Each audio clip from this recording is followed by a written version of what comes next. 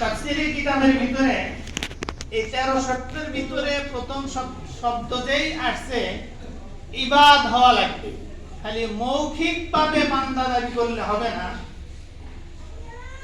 ইবাদ শব্দটা এর যে মূল শব্দ যেটা, যেখান থেকে এই শব্দটার উৎপত্তি, তার অর্থ হলো দাসত্ব করা, গোলামি করা। ইবাদ শব্দের অর্থ কি?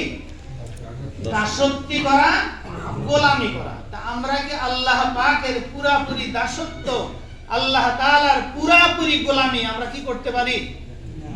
যদি পুরাপুরি না পারি তাহলে তো আমার ব্যর্থতা আছে। আল্লাহ তাআলার দাসত্ব যদি আমি পুরাপুরি করতে না পারি, আল্লাহ তাআলার গোলামি যদি আমি পুরাপুরি করতে না পারি, তো এই প্রথম শর্তই তো আমি করি। আল্লাহ প্রথম শব্দই করছেন ইবাদুর রহমান।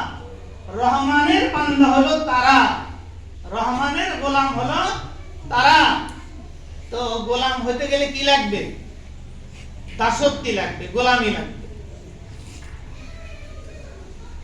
ইয়ামশুনা আলাল আরদি হাওনা, একটা শর্ত আল্লাহ পাক দিলেন যে আমার বান্দা হইতে গেলে, আমার গোলাম হইতে গেলে তোমার একটা শর্ত আছে।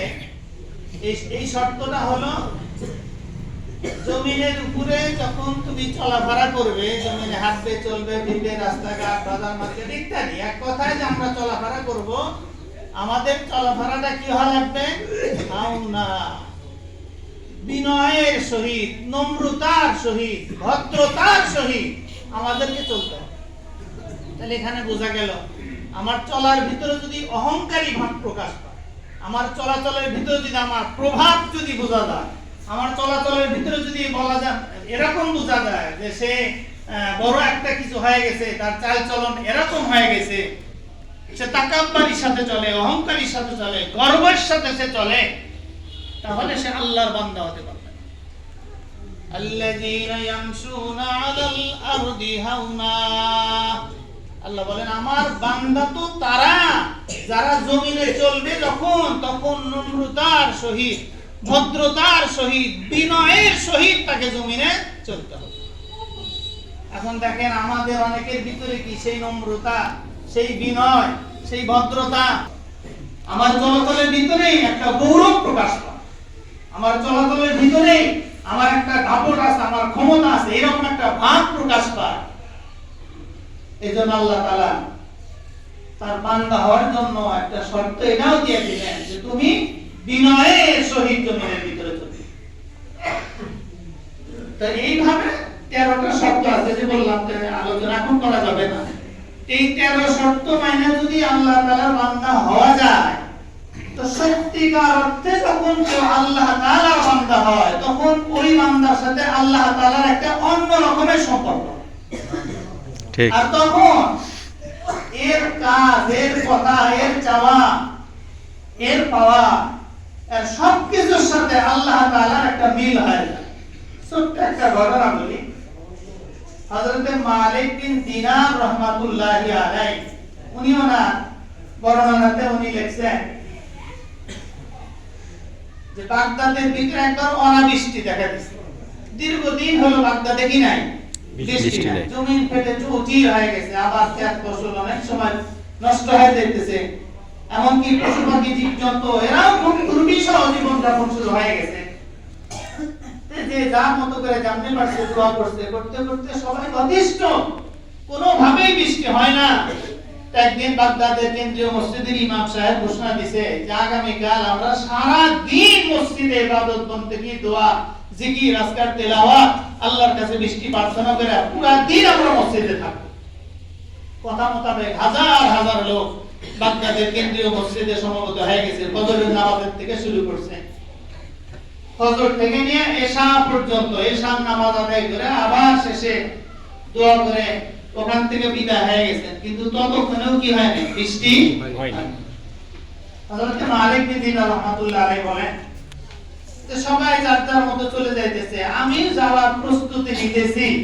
ঠিক ওই সময় জরাজীর্ণ, দেখে পছন্দ হবে না, জীর্ণ শীর্ণ অবস্থা, গায়ের জামা কাপড় অনুন্নত, উন্নত কোনো জামা কাপড় না, বেশভূষা দেখে একেবারেই তাকে দরিদ্র বা তার চেয়ে বড় কিছু মনে হয়। এরকম একটা লোক ঢুকলো তখন। আল্লাহ ঢুকেই 2 রাকাত নামাজ পড়লো। কয় রাকাত নামাজ পড়লো? 2 রাকাত। 2 রাকাত নামাজ পড়লো। এই 2 রাকাত নামাজ পড়ার পরে আল্লাহ তাআলার কাছে হাত উঠাইছে। হযরত মালিক বিন দিনার বলেন, আমি ততক্ষণ ওই মসজিদে আছি। হাত উঠে আল্লাহকে বলতেছে, আল্লাহ তুমি আপদ বিপদ আল্লাহ বালা মুসিবত বান্দাকে তো দাও এই জন্য যেন বান্দা তোমার কাছে আসে। বান্দাকে তো তুমি এই জন্য বিপদ দাও যেন বান্দা তোমাকে ডাকে, তোমাকে স্মরণ করে, তোমার কাছে চলে আসে, তোমার কথা তার তখন মনে হয়। আসলে তো বাস্তবতা তাই। দেখেন সারা দিন হয়তো এমন লোক আছে একবার আল্লাহ আল্লাহ বলে ডাক দেয় নাই, কিন্তু হঠাৎ করে ঘাড়ের রগটা একটু বেঁকা হয়ে গেছে আর ঘাড় ঘুরাইতে পারে না, আল্লাহ কি বলে তখন বলে কি বলে সারা দিন ভালো আছে, একবার আল্লাহকে ডাক দেয় নাই, পেটে এমন একটা ব্যথা শুরু হয়েছে, প্রচন্ড ব্যথা, তা সোজা হতে পারতেছে না, এর মুখটা তখন আল্লাহ আল্লাহ আল্লাহ মাফ করো, আল্লাহ কি বলে না। তো ওই লোকটা তখন বলতেছে, আল্লাহ তুমি তো বান্দাকে বিপদ দাও যেন বান্দা তোমার কি আসে, কাছে চলে আসে, তোমাকে ডাকে, তোমাকে স্মরণ করে, এই জন্য তো তুমি বিপদ। কিন্তু আজকে তো দেখলাম তোমার বান্দারা তোমার কাছে চলে আসলো, ফজরের থেকে এশা পর্যন্ত, এমনকি এশা বলে বিদায় হলো, এই দীর্ঘ সময় মসজিদের মধ্যে বসে কান্নাকাটি, জিকির, রাস্তার দোয়া, তেলাওয়াত কত কিছু করলো, তুমি তো কি দিলা না, মিষ্টি দিলা। তো আল্লাহ তুমি শোনো, এখন আমি কি বলি তুমি শোনো। আল্লাহ হযরত মালিক বিন দিনার পরে যখন এই কথা বলছে যে আল্লাহ এখন আমি কি বলি সেটা শোনো, তখন আমি কানটা সজাগ করছি। তখন বলতেছে, আল্লাহ এই এখন মিষ্টি দিবা। সুবহানাল্লাহ, এখন মিষ্টি দিবা। লিল্লাহি তাকবীর, লিল্লাহি তাকবীর। হযরত মালিক বিন দিনার রাহমাতুল্লাহ আলাইহি আমি দাঁড়াই গেছি, বলে কি আল্লাহ তাআলার সাথে কথা কেমনে বলতেছে যে এখন মিষ্টি দিবা। আল্লাহু আকবার।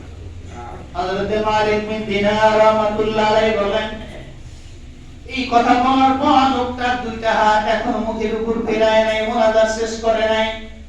যখন বলছে এখন মিষ্টি দিবা, এই মুহূর্তে তোমাকে মিষ্টি দিতে হবে, আমি মালিক বিন দিনার আমার দুইটা হাত আমি প্রসারিত করছি। আল্লাহি বিল্লাহি বিয়াদিহিন নাস, আল্লাহর কসম করে বলি যে আল্লাহর কুদরতি হাতের মধ্যে আমি মালিক বিন দিনারের জীবন, আমার হাত এবং ওই লোকটার হাত এখনো চেহারার উপরে মোছা হয় নাই, তার আগেই মুষলধারে বৃষ্টি শুরু হইয়া গেছে। ওয়াইবাদুর রহমানিল্লাযীনা ইয়ামশুনা আলাল আরদি হাওনা। আল্লাহর বান্দার জন্য যে 13 শর্তের একটা শর্ত কি, জমিনে যখন চলবে নম্রতার সাথে, ভদ্রতার সাথে চলবে।